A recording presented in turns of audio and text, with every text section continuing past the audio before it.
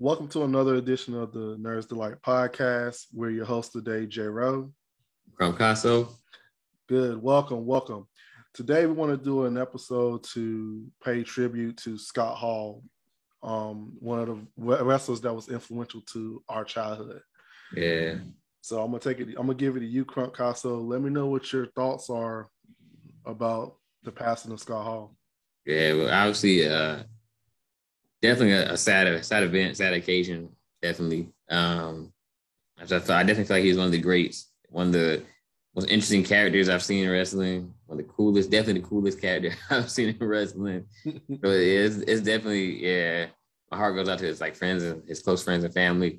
Yeah, because obviously you always hate to hear anybody, whether they're great or not, or and that's opinionated, but to lose, lose their life or whatever. So, but he definitely left a great, amazing legacy. It's like he's definitely one of my favorites for sure, favorite wrestlers of all time for sure. So he's gonna be missed, and it sucks that we lost a great one. Right, man. I feel like he has so much more to give to the sports entertainment like that, man. Because he was training a lot of the newcoming wrestlers too. Like, I don't know if you noticed that. Like, he was working with like the up and comers, like getting them with the character work, getting them with the promos, like their attire, the ring attire and stuff. Like, I remember one interview. Not interview, but I remember one time they recorded it. He was helping out a young wrestler. He was trying to get him to be more of himself when he's giving these promos instead of like sounding like he's fake. Because he said people are not gonna buy it if you're being fake about it. You gotta bring yourself into it so people can relate to you. Yeah. Like, because he said, would you say some of the stuff that you just said and you're in a real life conversation? And he was like, no. He was like, yeah, like the best way to connect with an audience is to connect with them on a real level. And that means like using your authentic voice, but still staying in character. Yeah. And I thought that was really dope advice, because it's like a lot of wrestlers right now that I see don't really connect as well to the audience. Maybe it's us growing out of out of wrestling, but I still love wrestling, so I can't say that. But I do think, that it's harder. Like say like you as a casual fan, you'll come in and then you watch it and then you see some craziness and you see them trying to do a promo. And you're like, dang, I can't. What's he saying? Like, how can I relate to this? Yeah. Like, what makes me want to keep coming back for more? Is this character cool? Does he look cool? Does he have a cool moveset? Does he have like a presence about him? Yeah. And I think that all of those, that epitomized Scott Hall to me, because Scott Hall was like all of that. Like, I agree. He had all of it. Everything you just mentioned. It was Scott Hall. I agree. Yeah. And I think that a lot of these young wrestlers, these up and coming wrestlers, can take from that, because he had it all. Like, even though he wasn't a world champion, he still was Intercontinental champion, tag champion, US champion, all that, and he still held the attention of the crowd. Yeah, and he still knew how to put on a performance. This dude was just, every time he was on the TV, people stopped what they doing to see what he was talking about. Yeah, or what he was doing in his matches. That's crazy that he was never world champion. I mean, that still blows my mind, because I just feel like he should have been, and I guess it was just bad timing. I guess maybe he's always walking in someone else's shadow, whether it be Nash or Hogan or I don't know, whoever else, The Rock or whoever. But Hogan, man, Hogan had that belt forever. He did. When he was in NWO Hogan, he had that belt forever. He really did, though. I didn't think he was ever gonna let it go. Yeah, I didn't either. I really didn't either. He did have for a minute, and then he got Goldberg, and I just feel like there's so many people. Maybe that's what it was. Maybe he just kind of constantly kept getting overshadowed, I guess. I don't know. Yeah, and Goldberg was so hot at the time too when he came, because he was. You remember he had that undefeated streak. Yeah. Oh, did you do know that Kevin Nash beat Goldberg with the help of Scott Hall to end that streak? I didn't know that. Yeah, so Goldberg, I didn't know it was him. Yeah, Goldberg was undefeated, and Kevin Nash challenged him, and right before Kevin Nash beat him, Scott Hall tased him. He used like that Wow. horse taser, and he tased him. It was storyline, Right. And Kevin Nash powerbombed him and pinned him. I did not remember that. I couldn't remember who broke his streak. Like I remember it got broken, but I couldn't remember who broke it. Yeah. And I remember I remember they cheated, but I couldn't remember who it was. Yeah. That's crazy. Yeah, Scott Hall was like disguised as like a security guard. I'm gonna look that up after this. I'm gonna look that up after this. Look it up. It's funny. It's real funny. Wow. Yeah, people keep questioning it to this day. Should this streak have been broken like that, or even broken in general? I'm like, I mean, I didn't really care as long as it was entertaining. But I understand why. I mean, Goldberg was upset about it. But I mean, it was politics back then about that. But it was still like an entertaining, like how it happened. And I think the thing that I think hurt it though was like there was no follow up or no payoff behind it. Like you don't want to lose a streak and then what does Goldberg stand after that? Right. Scott, and then he was also he was in a couple of the world title matches too. I mean, just like you said earlier, like it just wasn't the right time to pull the trigger at the time for him. Yeah. And then he just got kind of looked over past the other players in the game. Right. And I told you that to me, a big accomplishment of his that I enjoyed was he was the reason why Sting had the Crow persona. Yeah, you did tell me that. I never knew that. Yeah, I didn't know that until recently as well, and I thought that was a really without Scott Hall's idea about that, Sting would never be as iconic as he is today. Right, that's crazy. I never knew that.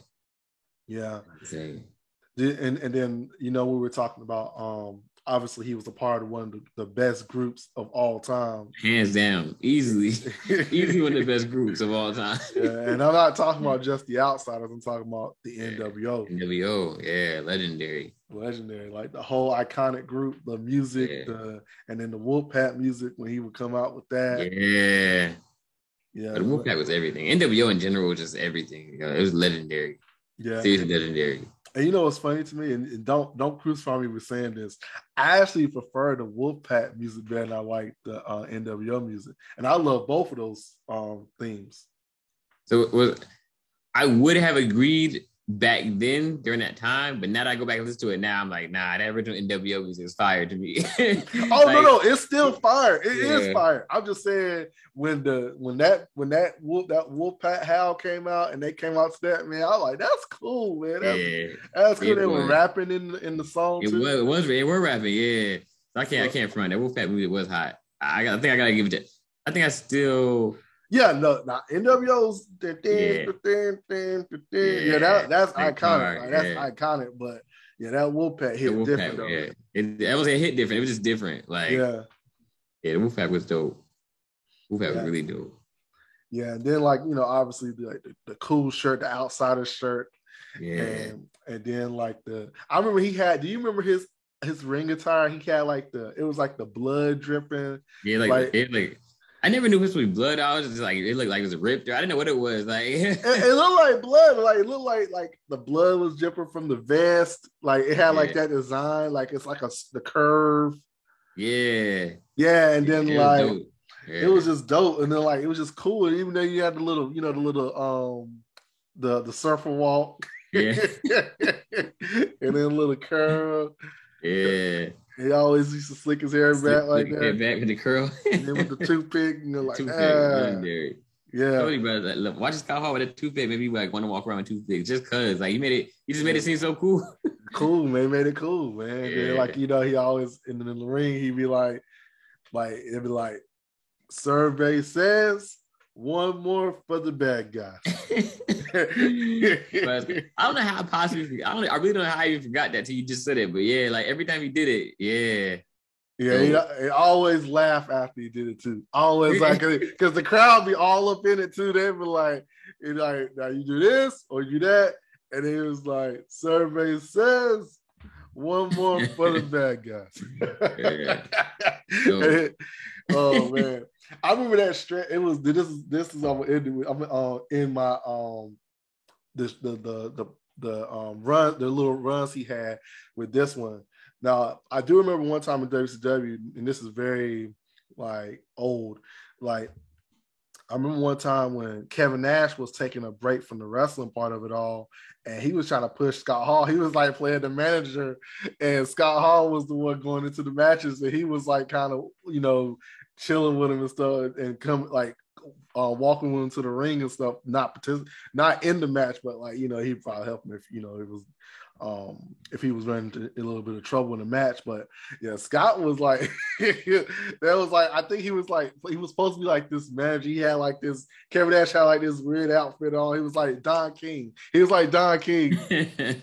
He was like like Scott Hall was Mike Tyson, and Don and Kevin Nash was Don King. Yeah. They were doing that kind of character, and they were so goofy with it. It was. So I don't remember that. That's crazy. I don't remember that.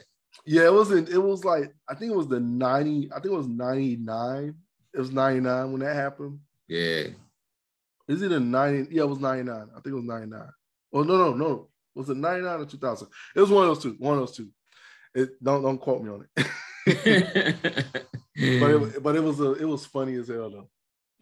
Yeah, Scott Hall's iconic. You get in that ring, you grab that mic. Exactly, man. I was. Hey, yo. Every time.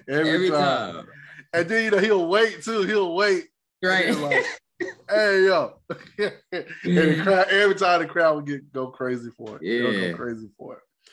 But was there anything else you wanted to add or say about this, about his passing or what he meant to you? I did want to talk about real quick that Outsider's Edge, still one of the classic, most dopest finishing moves ever. Classic. Ever. And he would lay them down to like, so like it would look like it's hard, but it's not hard at all when he lay them down. Yeah. It looked like it was hard, but it was. It did. Hard. Yeah, I watched like a montage recently of just like him just doing like the Outsider's Edge, and I was like, yo, that really looked dangerous, yo. Like, he really could have.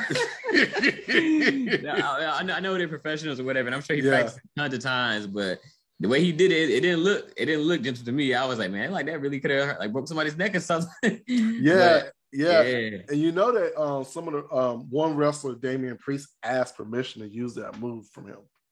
I didn't know that. That's dope. Mm-hmm. That's really dope. I didn't know that. Yeah, and I just also read too. It was crazy that The Rock, he gave his condolences to Scott Hall. He told Scott Hall that he studied him. That was one of the wrestlers that he studied. Wow. I was shocked about that. And then you can kind of tell too, because remember when The Rock was like red hot, you know, he would come out with the different shirt, the cool shirt. And he was just cool. Yeah. And the sunglasses and stuff. You actually mentioned it. Yeah, I can see that now. I can see like the inspiration. Like, yeah. You can see it now. Yeah, you can tell he took a little something from Scott Hall. Yeah. Wow. But yeah, let's end it right here, man. Let's just say rest in peace, and we hope that the family is able to just cope and just healing waves and positive vibes going to the family. Yeah.